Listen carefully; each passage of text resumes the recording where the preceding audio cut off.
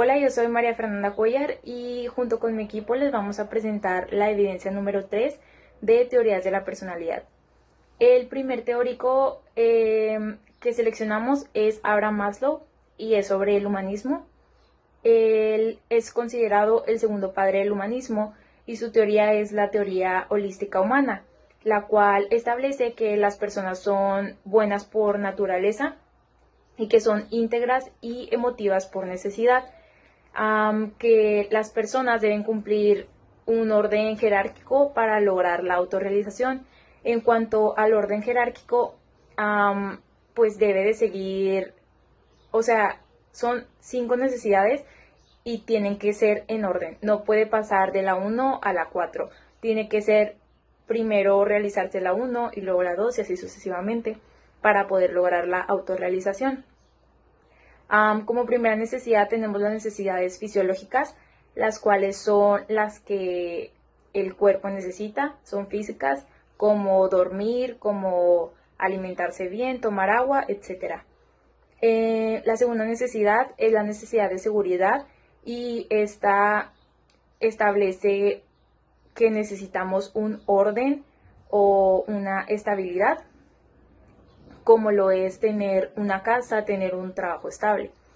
En segunda instancia tenemos el amor y la pertenencia. Estas necesidades son más sociales y es pertenecer a un grupo social, la necesidad de pertenencia a un grupo. En segundo lugar tenemos las de estima, que son el aprecio a sí mismo y el aprecio hacia los demás.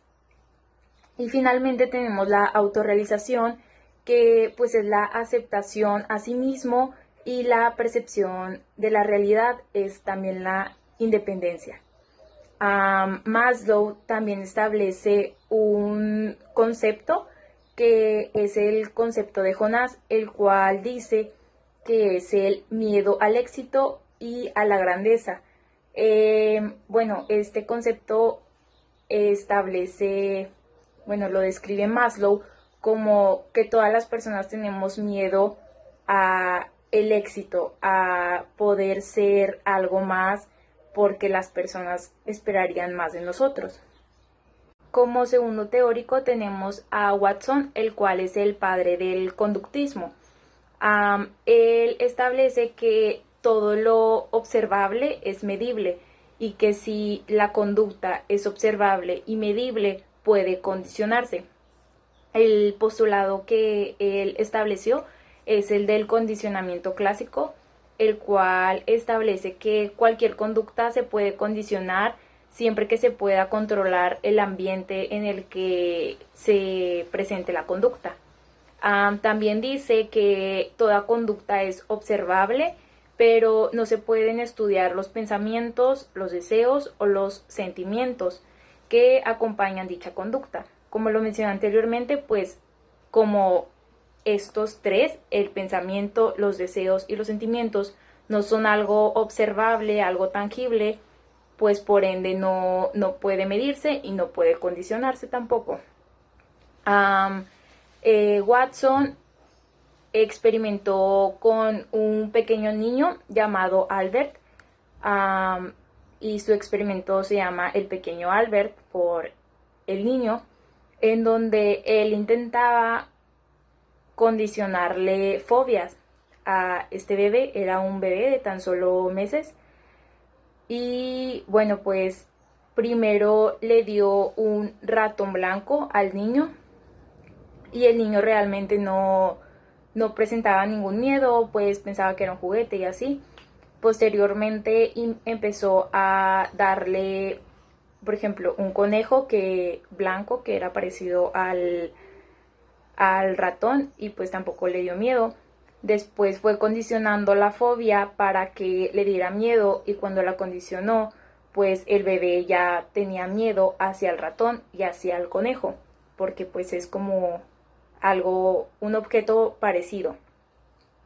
También usaba máscaras, él se ponía máscaras para intentar condicionar la fobia en el bebé. Claro que, estos experimentos hoy día ya no están permitidos porque pues por ética profesional no se puede experimentar en humanos, en personas.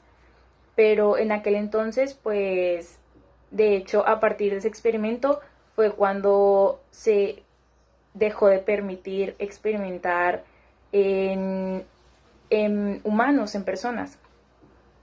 Y bueno, como tercer teórico del cognitivo conductual tenemos a Albert Bandura. La teoría que propone Bandura es la teoría del aprendizaje social u observacional, la cual establece que las personas aprenden de las conductas de los demás por medio de la observación y su experiencia con la imitación. Bueno, pues Bandura presentó 5 condicionamientos para poder lograr el aprendizaje social o observacional. Y el primero es la atención al modelo. Hay que observar, hay que tener una interacción cercana con la persona a la que se le quiere imitar la conducta. En segunda instancia tenemos que recordar lo que se observó. Tenemos que memorizar cómo era la conducta, cómo se comportó para poder repetirla posteriormente. Después tenemos que repetir lo aprendido. Como lo mencioné ahorita, pues después de recordar tenemos que aprenderlo, repetirlo, para poder seguir con la imitación. Después tenemos que estar motivados para la acción de repetir lo observado. Si tú no estás motivado, pues simplemente lo observas y no lo haces. Y por último tenemos la práctica. Una vez que lo observaste, que lo analizaste, que lo repetiste, puedes ponerlo en práctica ante las situaciones que se te presenten. El experimento que utilizó Albert Bandura fue el muñeco bobo, en donde primero comenzó a golpear este muñeco y después se le enseñó un video a unos cuantos niños en donde observaban cómo Bandura le pegaba a el muñeco, y posteriormente lo que hicieron estos niños fue, cuando estuvieron en contacto con este muñeco, pues lo que hicieron fue golpearlo, tal y como hizo Bandura.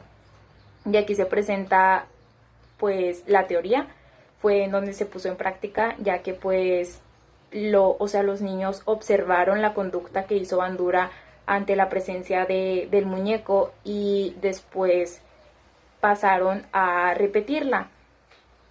Y bueno, esto es todo por mi parte. Estos fueron los 3 teóricos que seleccionamos.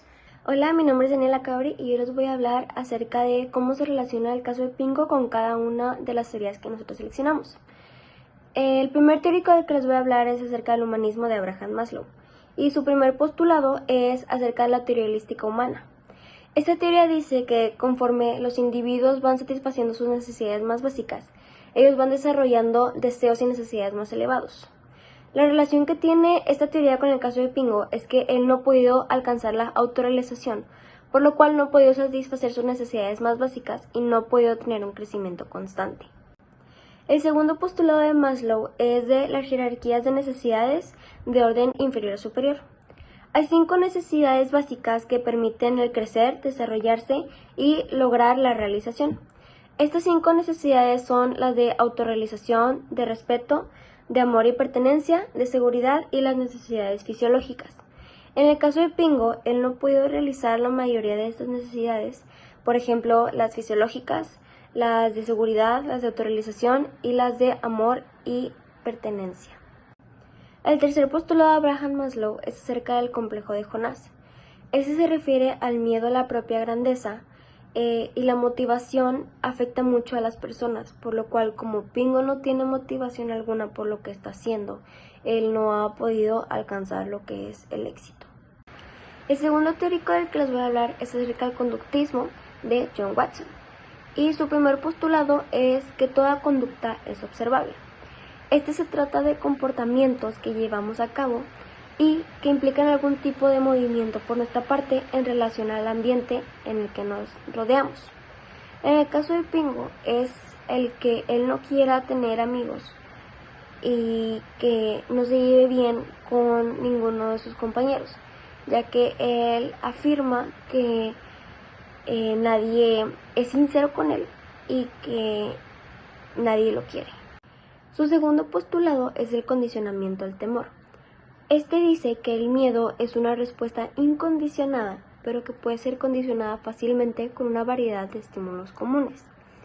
En el caso de Pingo, él relacionaba todo con porque su padre no lo quería y no lo trataba bien, los demás no iban a hacerlo o fácilmente no tenían por qué hacerlo. El tercer postulado de Watson es acerca del experimento del pequeño Albert.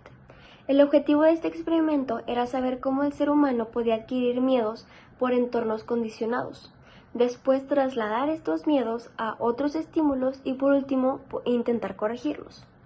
En el caso de Pingo, como su padre lo golpeaba y le decía cosas muy hirientes, él tenía miedo de socializar con otras personas y él sentía que nadie lo quería o que nadie lo iba a querer. Ahora les voy a hablar acerca del tercer teórico, que es acerca de lo cognitivo-conductual de Albert Bandura. Y el primer postulado del que les voy a hablar es acerca del determinismo recíproco y de la reciprocidad triádica. El determinismo recíproco son los efectos de los procesos cognitivos y los efectos del ambiente exterior. Y la reciprocidad triádica se dice que el aprendizaje se produce por tres elementos, que es la conducta, el ambiente y los factores personales. En el caso de Pingo, en el determinismo recíproco, en el ambiente exterior, él no socializa con nadie ni muestra ningún tipo de contacto físico con ninguna otra persona. Y en la reciprocidad triádica se puede decir que se debe a que su padre lo golpeaba y que su madre no hacía nada al respecto para evitar que dejara de golpearlos. Por lo cual él empezó a volverse un niño muy hostil, apático y se empezó a mostrar muy sumiso. El segundo postulado es sobre el aprendizaje social y este se refiere a un aprendizaje por imitación. En el caso de Pingo se puede decir que él empezó a agarrar una conducta muy sumisa como la tenía su madre y él se desquitaba con sus compañeros de una forma muy agresiva, tal como lo hacía su padre. El último postulado de Bandura es acerca del experimento del muñeco bobo. Y este demuestra que las personas no solamente aprenden al ser recompensadas o al ser castigadas, sino que también pueden aprender al ver a otra persona ser recompensada o castigada.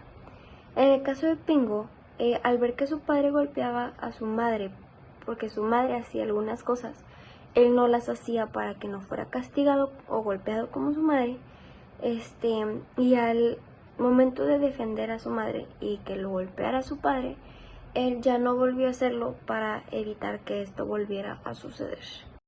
Hola a todos, yo soy Carmen Treviño y el día de hoy les voy a hablar del por qué decidimos utilizar de entre las intervenciones como el humanismo, el conductual y el cognitismo conductual.